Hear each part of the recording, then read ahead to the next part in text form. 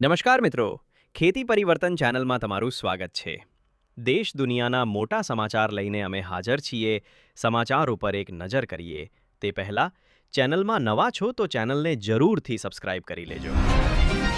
દિવાળી બાદ પ્રચંડ વાવાઝોડાનો ખતરો. ગુજરાતમાં ઠંડીનો ચમકારો. મોડો આવશે અંબાલાલની ઘાતક આગાહી.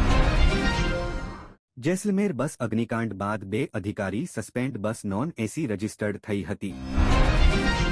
ભાજપની 12 ઉમેદવારોની બીજી યાદી જાહેર. એક દિવસ પહેલા ભાજપમાં જોડાયેલી મૈથિલી ઠાકુરને ટિકિટ. દિવાળીમાં ફરવા જવાનો ક્રેઝ. ગયા વર્ષ કરતાં ઓછો. કુદરતી આફત, તોફાનો અને મોંઘવારીથી ત્રસ્ત લોકો શોર્ટ ટુરિઝમ તરફ વળ્યા. કેદારનાથની યાત્રા કરવાનું બનશે સરળ. 9 કલાકની મુસાફરી ફક્ત 36 મિનિટમાં થઈ શકશે. પટના એરપોર્ટ પર કોંગ્રેસના વરિષ્ઠ નેતાઓના હાજરીમાં કાર્યકર્તાઓ વચ્ચે મારામારી. ભારત ચંદ્ર પર માનવને મોકલશેના અધ્યક્ષે મહત્વની જાહેરાત કરી. ગુજરાતને મળશે નવા પ્રધાનો. ભૂપેન્દ્ર પટેલ સરકારના પ્રધાનમંડળ વિસ્તરણની આજે લેવાશે શપથ. ઓસ્ટ્રેલિયન ખેલાડીઓ મર્યાદા ભૂલ્યા. હેન્ડશેક વિવાદ પર ભારતીય ટીમની અભદ્ર મજાક ઉડાવી.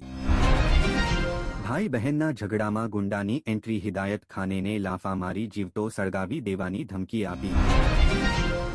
ગુજરાતમાં રેશન કાર્ડને ઓળખ કે રહેઠાણના પુરાવા તરીકે માન્ય નહીં ગણાય. સરકારનો મોટો નિર્ણય. રાશન કાર્ડ ધારકોને દિવાળી ભેટ. રાજ્યમાં 3.26 કરોડ લોકોને ઘઉં ચોખા મળશે. ભુજ અને અંજાર પાસે ટ્રેન નીચે આવી ગયેલા 2 યુવકોના મોત.